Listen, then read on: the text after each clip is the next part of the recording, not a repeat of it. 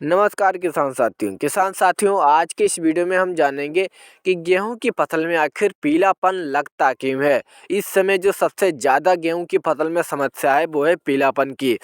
अधिकतर किसान भाई जब हम गेहूं में पहली सिंचाई करते हैं तो पहली सिंचाई के कुछ समय पहले और कुछ समय बाद हमें गेहूं की फसल में पीलापन लगा दिखता है। ऐसा क्यों होता है, किस कारण से गेहूं में पीलापन लगता है, किसान भाइयों इस वीडियो में बड़ी डिटेल से जानेंगे कि गेहूं की फसल में आखिर पीलापन लगता क्यों है, इसका क्या कारण है और साथ ही इसका बहुत ही बेहतरीन इलाज भी जानेंगे। तो अगर किसान भाई आप भी जानना चाहते हैं कि गेहूं की फसल में आखिर पीलापन लगता क्यों है और इसका इलाज क्या है, तो किसान भाई इस वीडियो में अंत तक बने रहिएगा। वीडियो काफ़ी चौटालीन जानकारी आपको बहुत ही इम्पोर्टेंट, बहुत ही महत्वपूर्ण मिलने वाली है। देखिए किसान भाई, गेहूं की फसल में पीलापन लगने के कई कारण हैं, लेकिन उनमें से जो 4 मुख्य कारण हैं वो हम आपको पहले बता देते हैं, उसके बाद हम जानेंगे कि इसका इलाज क्या है। देखिए किसान भाई, गेहूं में पीलापन लगने का पहला कारण है गेहूं की फसल में पोषक तत्वों की कमी होना, जैसे मुख्य रूप से नाइट्रोजन, जिंक, सल्फर, पोटास। किसान साथियों अब जानेंगे कि गेहूं की फसल में आखिर किस पोषक तत्व की कमी है। अगर आपकी गेहूं की फसल में नाइट्रोजन की कमी है तो आपकी गेहूं की पुरानी पत्तियां पीली पड़नी शुरू हो जाती हैं और साथ ही अगर आपने इसका समय पर इलाज नहीं किया तो आपकी गेहूं की ऊपरी पत्तियां भी पीली पड़नी शुरू हो जाती हैं। अगर आपकी गेहूं की फसल में नाइट्रोजन की कमी है तो किसान भाई आप यूरिया डाल दें, हो सके तो आप यूरिया का स्प्रे करें जिससे आपको जल्दी बेहतर रिजल्ट मिले।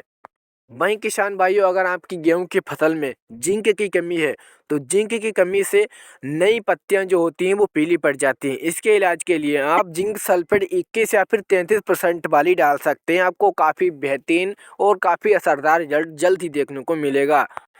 वहीं किसान भाई, अगर आपकी गेहूं की फसल में सल्फर की कमी है तो सल्फर की कमी पहचानने का सबसे बढ़िया कारण है जो आपकी गेहूं की नई पत्तियां जो ये गोब निकलती है, यानी कि जो नई छोटी छोटी पत्तियां निकलती हैं वो पीली पड़नी शुरू हो जाती हैं। इसके लिए आप सल्फर 80% WDG वाली डाल सकते हैं। इसको आप यूरिया के साथ डाल सकते हैं या फिर आप इसका स्प्रे भी कर सकते हैं।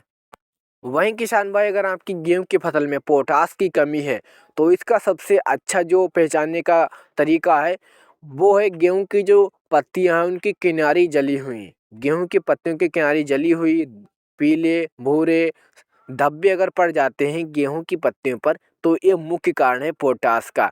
इसके लिए किसान भाई आप NPK 0050 आप डाल सकते हैं, इसमें 50% पोटास होती है। ये किसान भाई आपकी गेहूं की फसल में पोटास की बहुत ही जल्दी बहुत ही अच्छी तरह से पूर्ति कर देगा।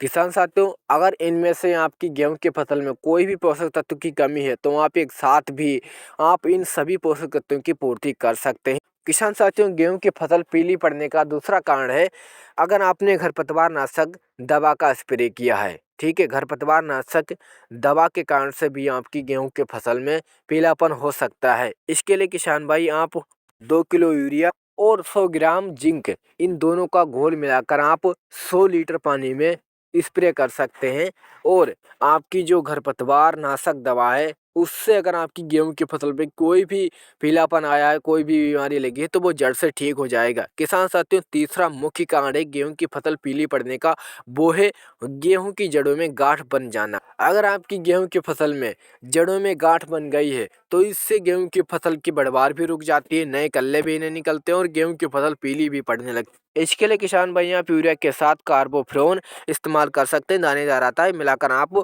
डाल सकते हैं। किसान साथियों, गेहूं की फसल में पीलापन पड़ने का चौथा कारण है बदलता मौसम। अगर आपके यहाँ दिन में ज़्यादा धूप होती है, शाम में ज़्यादा ठंड होती है तो इसकी वजह से भी गेहूं में पीलापन आ सकता है। किसान साथियों, ये थी जानकारी इस वीडियो में बताई गई। अगर आपको जानकारी पसंद आई है तो आप इस वीडियो को भाई एक लाइक कर दीजिए और हाँ, इस तरह की एकदम रियल एकदम जेन्युइन जानकारी चाहते हैं, सही समय पर जानकारी चाहते हैं तो इस चैनल को आप सब्सक्राइब भी कर सकते हैं। मिलते हैं किसान भाई नेक्स्ट वीडियो में। अगर कोई भी डाउट है, कोई भी अगर आपका क्वेश्चन है तो आप कमेंट में पूछ सकते हैं, रिप्लाई आपको तुरंत मिलेगा।